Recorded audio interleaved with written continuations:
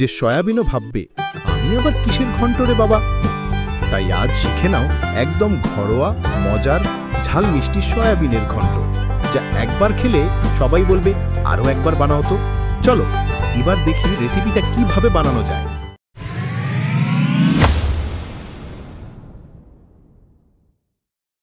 চলো শুরু করি আজকের সয়াবিনের ঘন্ট। দেখে নাও কি কি লাগবে, সব একদম ঘরোয়া উপকরণ। প্রথমেই লাগবে 1 মুঠো সয়াবিন, প্রায় 50 গ্রাম মতো। এটা আগে থেকেই আধ ঘন্টা জলে ভিজিয়ে রাখবে। তারপর নাও একটা মাঝারি আকারের আলু, ছোলো ধুয়ে ছোট ছোট টুকরো করে কেটে রাখবে। তেল হিসাবে নেবে সর্ষের তেল, প্রায় 2 থেকে 3 চামচ মতো। ভাজার জন্য একদম পারফেক্ট। ফোড়নের জন্য লাগবে তেজপাতা 2 আর 1 চা চামচ মতো আদা কুচি। এবার নাও একটা টমেটো, ভালো করে কুচি করে রাখবে, এতে রং আর গন্ধ দুটোই আসবে। মশলার মধ্যে লাগবে জিরে গুঁড়ো 1 চা চামচ, হলুদ গুঁড়ো 1 চা চামচ আর কাশ্মীরি লঙ্কা গুঁড়ো 1 চা চামচ। তার সঙ্গে দিও নুন স্বাদ মতো আর একটু চিনি 1 চিমটি পরিমাণ স্বাদের ভারসাম্য রাখতে। এবার আসবে মিষ্টি টাচ, কাজু বাদাম 8-10টা আর কিশমিশ 8-10টা, যাতে হালকা মিষ্টি ভাব আসে। শেষে রান্না নামানোর আগে দিও 2 কাঁচা লঙ্কা আর 1 চামচ ঘি। এই ঘি আসল জাদু, যা ঘর ভর্তি গন্ধ ছড়াবে। আর প্রয়োজনে সামান্য জল, যাতে রান্নাটা ঠিক মতো কষানো যায়। প্রথমে ভেজানো সয়াবিনগুলো জল থেকে তুলে নাও। চেপে জল বার করে হামাম দিস্তা দিয়ে হালকা থেতো করে নাও। এবার সর্ষের তেল গরম করো। তেলে যখন হালকা ধোঁয়া উঠবে তখন আলুগুলো দিয়ে দাও আর সোনালি করে ভেজে তুলে রাখো। এবার দেখে নি আসল রান্নাটা।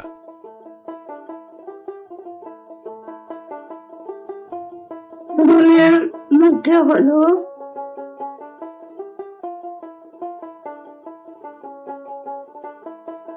মশলা ফোড়ন দিলাম, আদা দিলাম,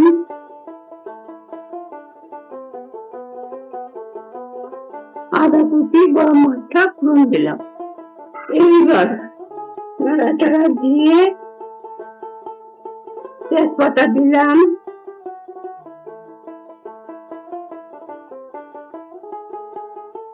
একটু ভাজা ভাজা হলে টমেটোটা দিব।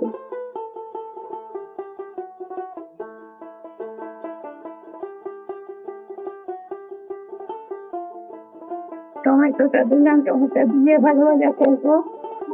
আছে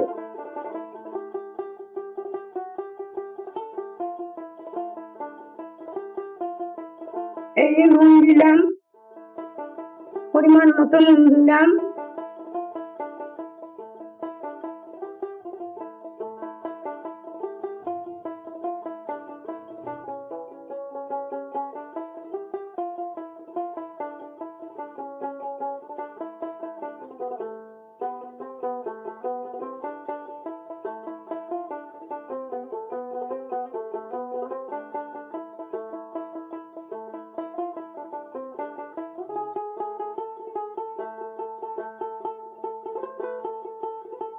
দিলাম।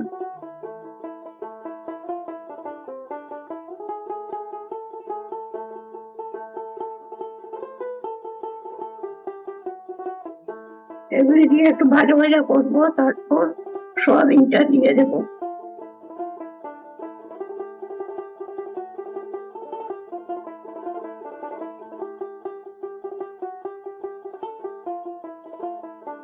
ভাজা ভাজা হয়ে আসছে।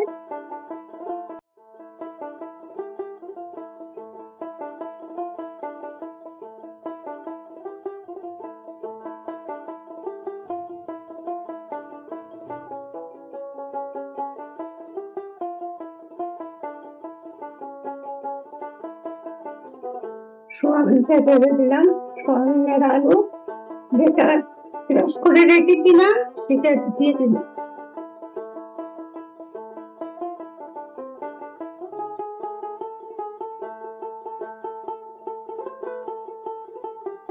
এইবার নাড়াচাড়া দিতে থাকবো যতক্ষণ পর্যন্ত ভাজা না হয়।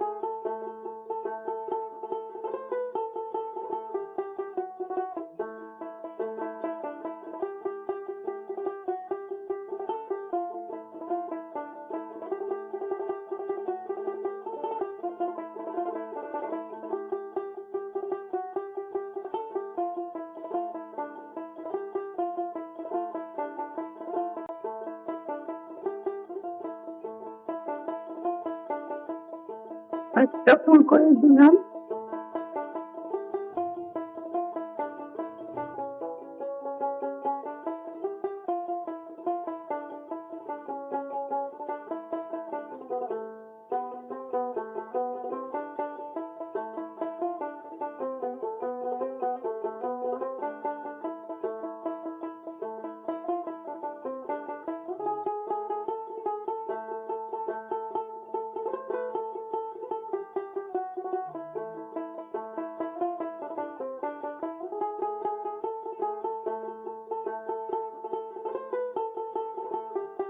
ভাজা ভাজা করবো যতক্ষণ পর্যন্ত তেলটা না বেরিয়ে যায়।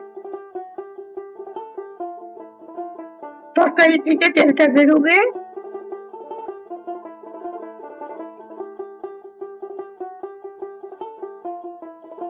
এই যে কিছুটা কাজু কিশমিশ দিলাম, কাজু কিশমিশ দিয়ে এবার একটু চিনি দিয়ে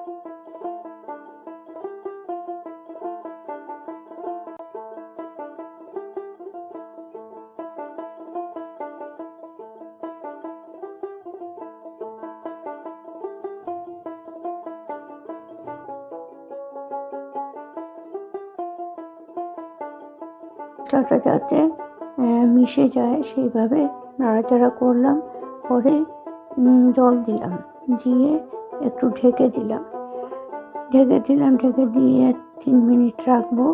তারপর ঢাকনা খুলে ঘি দেব আর 4-5টা কাঁচা লঙ্কা দেব, দিয়ে ঢেকে রাখবো। তারপর যখন একদম ড্রাই হয়ে যাবে তখন নামিয়ে ফেলবো। এটাই হলো সয়াবিনের ঘন্ট। আপনারা করে দেখবেন, ভালো লাগলে কমেন্ট করতে ভুলবেন না। অবশ্যই কমেন্ট করবেন, নাহলে আমি পরবর্তী রান্নার জন্য উৎসাহ পাবো না। অবশ্যই লাইক, শেয়ার, সাবস্ক্রাইব করে দেবেন। এবার পুরো রেসিপিটা এক ঝলকে দেখে